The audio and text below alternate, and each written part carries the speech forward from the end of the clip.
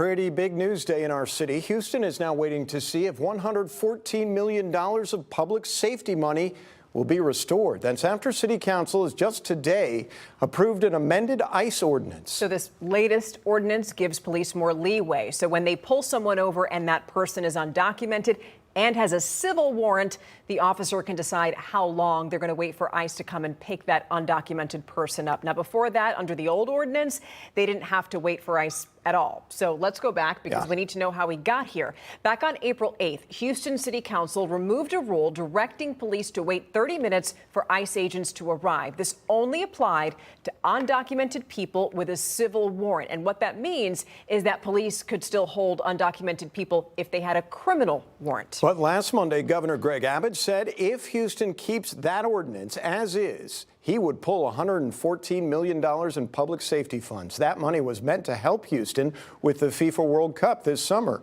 and pay police overtime. And here we are today. City Council approved the amended ordinance, which they say will not keep local police from working with ICE, a sticking point for the governor. KPRC 2's Devin Clark is looking at what it means if you get stopped by a Houston police officer.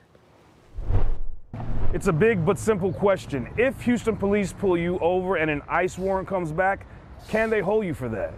Motion passes 13-4. Houston City Council voting 13-4 to approve changes tied to Governor Greg Abbott's push on immigration enforcement.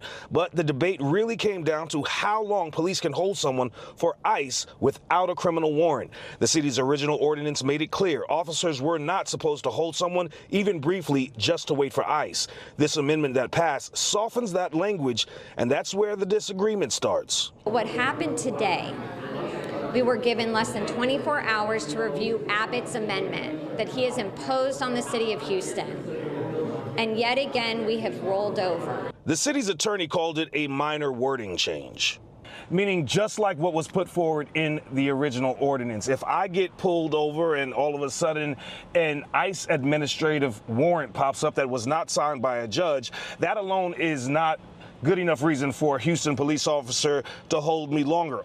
Officers can still only detain me for the time it takes to handle the original stop, like writing a ticket for running a stop sign. And once that's done, I'm free to go, unless there's reasonable suspicion of criminal activity. Some council members were not convinced.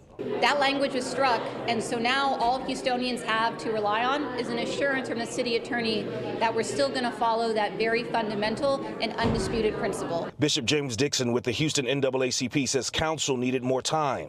For us to get language yesterday, for council to get it yesterday, and make a decision today we thought was too quick. Councilmember Carolyn Evans-Shabazz says she did not like the pressure, but she still voted yes. But at the end of the day, I believe that because it was not materially changed, I do think that it was a good move. Councilmember Edward Pollard says he decided to vote no because of the principle. The language that you saw today brought no substantive changes. This was political theater. It's unfortunate that the mayor allowed this to happen.